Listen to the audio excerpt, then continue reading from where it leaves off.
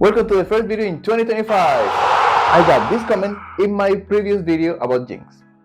Believe me, if I can do it, anyone can. I didn't have any kind of special education or expensive tutors or anyone guiding my path in this road. But I have studied a lot on my own, looking for ways to improve my workflow. Today, I want to show you my simplified render process. Well, that according to me. This process uses only 4 layers. Well, 4 layers with lots of quotation marks, but that I can explain later. So, what is rendering?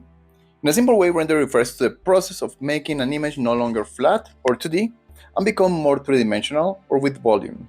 For this, we use lights and shadows that, put in the right places, create this illusion. We can say it's an optical illusion. First, the application I use is PROCREATE in a 12.9 5th generation iPad Pro. PROCREATE is only available for Apple devices, but you can use your own drawing application, and you will find many of the same options that I'm going to show here. If they are not, you will surely find a way to do something similar. I want to show you the process with a basic shape. Let's start with a simple bean shape. This will be the base layer. In this case, it is only one shape of one color, but this layer should contain all the base colors. In this layer, we must make sure that all the main colors and shapes are in place, using a medium tone in which there is a possibility to lighten and darken each color. In the next layer, we will have the initial shadows. We're going to use a grayish color. In this case, a color close to violet works for me. A little more blue or magenta, depending on the base color. Put this layer and multiply in the clipping mask option and make a simple gradient to one side and in the lower part of the object or character. We can soften or not this gradient. In this case, we want to leave the texture of the brush. Also, in this layer, we will put other shadows in more specific places if necessary. Here I put a shadow of the lower part of the bean's upper curve.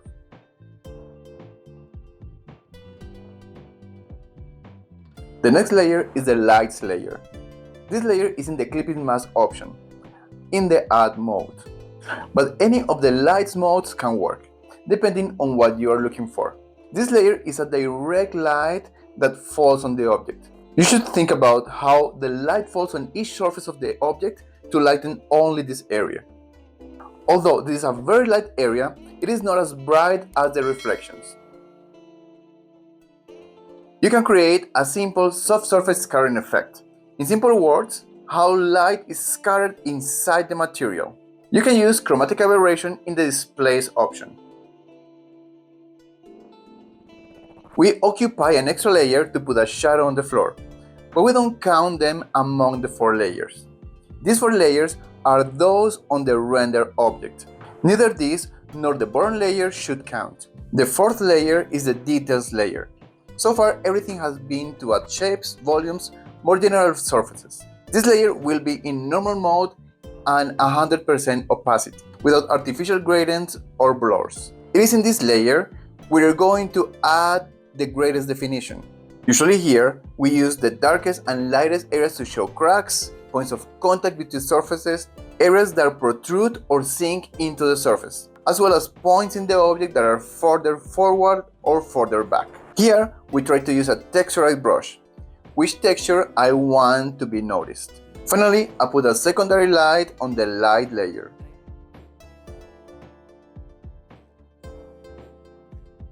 Now let's go to a practical example, with a simple character so you can see the process in action. As an example, we will have a chibi-style Vi, which is a very simplified character. With the drawing ready, we will start filling in the whole character. Use the lasso tool to select in the inner part and then the fill tool. If you want the edges to have some texture, go over them with a brush that has the texture that you want. Here I use a drawing brush, shell brush, in the base color layer. We create a new layer that will be in clipping mask. This will be the layer where the local colors will be. This could be done in the same previous layer, but in this way we can have more control over shapes and color. For large areas, select the area that you want color and use the paint bucket. In smaller areas, color normally. Here you will have all the base colors. When finished, you can merge all the base color layers, although this is not completely necessary. Just keep in mind that either in one or more layers, these are your base colors. Every layer I mention is more the concept of that layer. You can have several layers of your base colors, but they will all be that, your base colors. And they will be on the base of your layers below everything else. I am going to merge all the layers because this is a very simple character. In other cases, for sure, I would keep the layers separate. On the shadows layer, as I told you before, you can use one or a maximum of 2 shades of a grayish violet. More blue or more magenta depending on the base tone. Keeping the layer in multiply and in the clipping mask option. Start with a simple gradient throughout the whole character. Basically color the bottom half diagonally and use the Gaussian blur option. Then create more specific shades wherever there are prominent areas, maintaining mostly soft shades. Also use the eraser tool to lighten some areas to reveal the base color.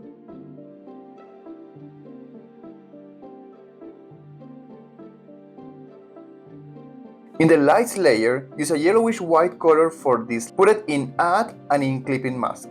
Lower the opacity a little so that it looks like a strong light, yes, but without leaving us blind. Use the eraser tool to create softer areas, to add texture or shadows.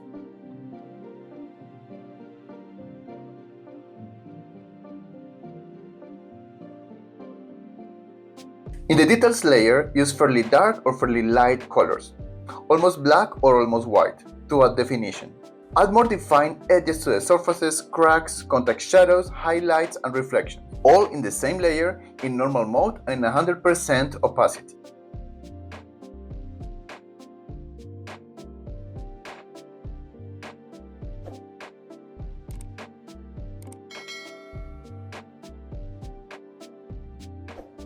The layer of lines after all this process is optional, so we're not going to count it in.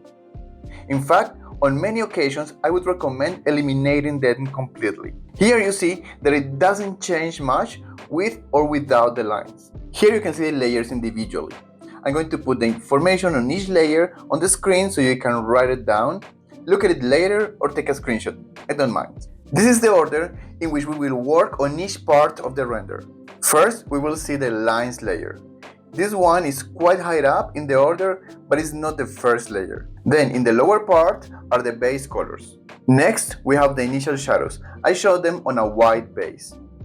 Above these layers, we have the soft lights. You can see them on a black base. I want you to notice that these lights are a minimal part in the render, but they have a big impact. Finally, on the highest part, even above the lines layer, is the details layer. These, as you can see, are just very focused improvements, mainly in the form of lines. You can see how in each layer, the space we work on is getting smaller, but it has a great impact. Of course, we can add more layers for filters, effects, and more. But these are the basic layers, and using them in this way has saved a lot of time in my process for every illustration. This was the same process that I used on this illustration that was going to be the final illustration of this video, but I decided not to use. Use the same layers for both characters, although this being a more complex image, use several layers for each of the parts. Always maintaining the same structure of base colors, shadows, lights, lines, and details. We see a similar process in this Halloween illustration for my characters of Paulo and Dash, the Monster Hunter. First, fill the spaces with dark but bright colors. In a new layer, in normal mode with clipping mask, use the selection tool and a brush that shows the base color, such as squares 1, to apply the local colors. Then add a shadow layer in multiply mode. Select the shadow areas, smooth the edges with Gaussian blur, and create texture with the fat nozzle brush. The lines in this illustration are an essential part of the final result, so here I am going to count them in. Use the detail layer to create areas of light, shadow, and lines to create strong contrast. On a separate layer, we paint the light flashes, although this could have been painted on the details layer.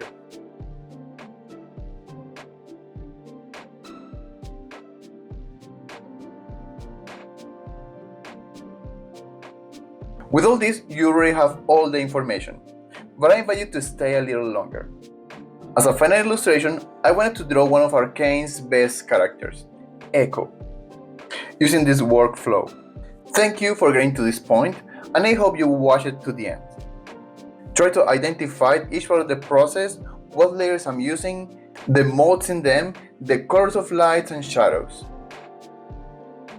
Then I invite you to use it in your own illustrations. Remember to leave your comments, they are very important. I invite you to like this video, subscribe to the channel, but most importantly, share it with someone who may find this content useful. See you in the next video. Enjoy the rest of the process.